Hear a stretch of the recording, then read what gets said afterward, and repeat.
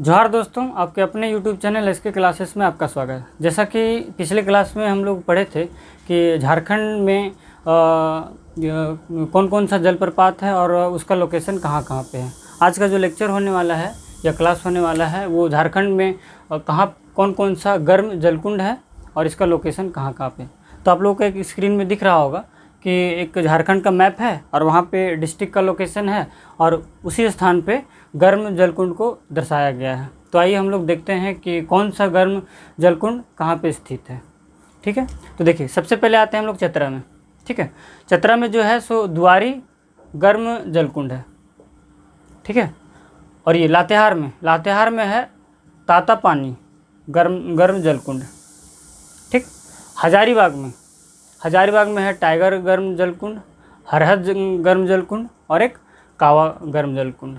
और ये सबसे फेमस जो गर्म जलकुंड है सूरज कुंड। ठीक है, यहाँ का जो वाटर है या पानी है वहाँ पे 88 डिग्री सेल्सियस तक गर्म होता है। 88 तो काफ़ी ज़्यादा होता है और ये फ़ारेनहाइट में कहा जाए तो इसको कन्वर्ट करेंगे हम लोग तो 190 डिग्री फ़ारेनहाइट हो जाएगा। ठीक है, अब यहाँ पे आते हैं हम लोग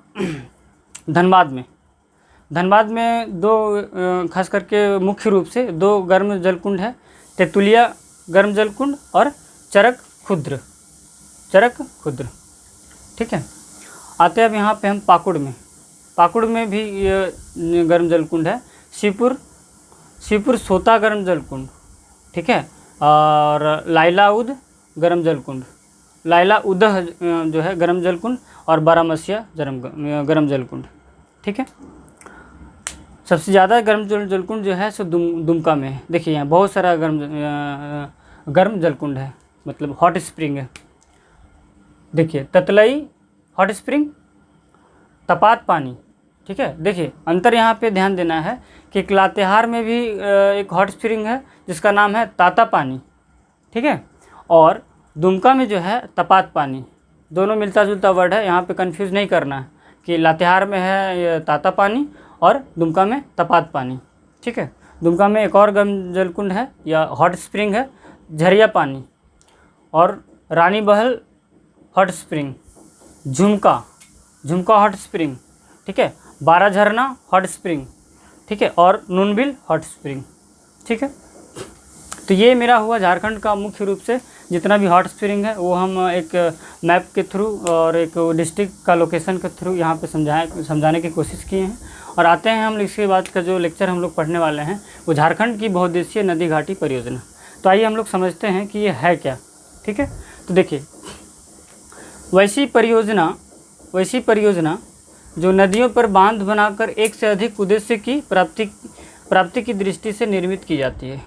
देखिए वैसी परियोजना जो नदियों पर बांध बनाकर, तो नदी पे बांध बनाकर हम लोग क्या कर सकते हैं, बहुत सारा उसमें मतलब जो भी पानी को हम लोग संरक्षित करेंगे उसका यूज़ हम लोग बहुत काम में लगा सकते हैं। तो वैसी परियोजना जो नदियों पर बांध बनाकर एक से अधिक उद्देश्यों की प्राप्ति की दृष्टि से निर्मित की जाती है उसे बहुउद्देशीय नदी घाटी परियोजना कहते हैं।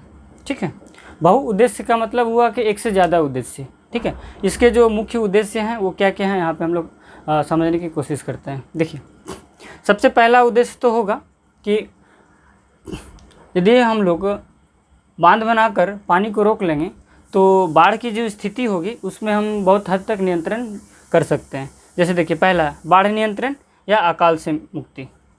ठीक है, दूसरा घरेलू जल व्यवस्था। अब यहाँ पे है बांध बनाकर नदी को संरक्षित करेंगे तो हम लोग क्या है कि डोमेस्टिक यूज़ में उसको ला सकते हैं, घर में उसका पानी का यूज़ कर सकते हैं, नहाने के लिए, कपड़ा धोने के लिए या अन्य कामों के लिए भी इसका यूज़ कर सकते हैं। विद्युत उत्पादन और औद्योगिक विकास। ठीक है, विद्युत उत्पादन इलेक्ट्रिसिटी पैदा कर सकते हैं इससे हम लोग, और बड़ा बड़ा इंडस्ट्री जो होता है उसमें भी हम लोग पानी का यूज़ उसमें कर सकते हैं। ठीक है, मत्स्य पालन का विकास। हम लोग बांध बना करके, ठीक है, नदी बांध बना करके जो है सो हम लोग क्या कर सकते हैं, मछली पालन कर सकते हैं उससे। इससे क्या होगा, एक रोज़गार भी उपलब्ध हो जाएगा कि लोगों को रोज़गार भी मिल जाएगा इससे। सिंचाई की समुचित व्यवस्था। ठीक है, सिंचाई की भी व्यवस्था हो जाएगी। इससे हम लोग क्या करेंगे कि मान लेते हैं कि मानसून ख़राब रहा और बारिश नहीं हुई तो जो भी हम लोग बांध बना करके पानी को रोक पाए हैं उससे हम लोग सिंचाई की व्यवस्था कर सकते हैं और कृषि में इसका यूज कर सकते हैं।